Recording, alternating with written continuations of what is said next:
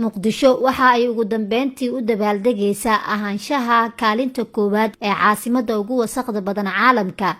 guusha dadaalkaas waxaa si wadajir ah u dhaliyay dhammaanba maamul iyo shacab oo iska kaashaday in ay muraayadii dalka si adag u xejisato booskeeda weyn.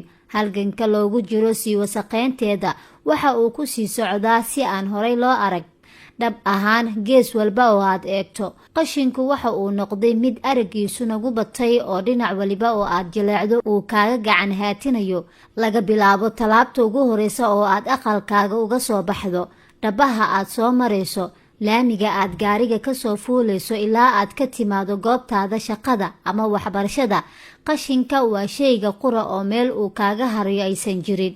xitaa haddii aad safar miyi iyo magaalo aad isku marayso, sida aad u ogtahay in hooskaadu uusan kaaga go-ayn, qashinkuna meel waliba waxa uu kuu yahay marti soo dhaweyn leh.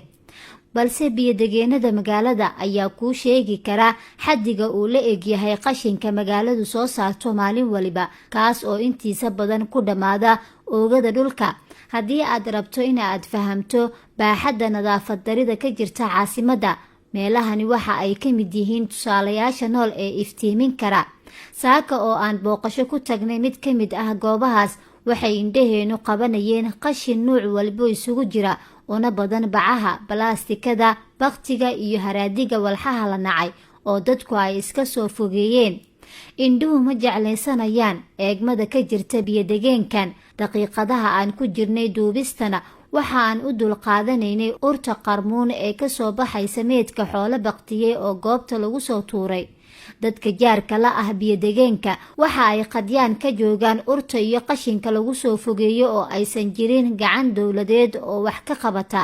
qarmuunka maalinkii waxa u sii dheer cabsida habeenkii marka uu gobolku dumo oo aan lagu dhiiran karin in la agmaro. xoolaha ayaa si kastaba calaf ka soo raadsha haraadiga cunooyinka iyo dheefta kale ee lagu soo daadiyo. alaabana waxa ay ka qaadaan qabsin ood uga yimaada bacaha iyo kartoomada ay ku liqaan. waxaa kale oo qashinku uu mararka qaar ilo dhaqaale u noqday danyar badan, kuwaas oo caagadaha balaastikada ah iyo wixii maangal ah oo ay ka helaan u qaada warshad dib u eegis ku sameysa balaastikada oo dhacda duleedka magaalada. hooyadan oo aan kula kulannay goobta waxa ay ku guda jirtay shaqadeeda maalinlaha ah oo ay qashinka halkan lasoo dhigo ugala baxdo wixii ka anfaca.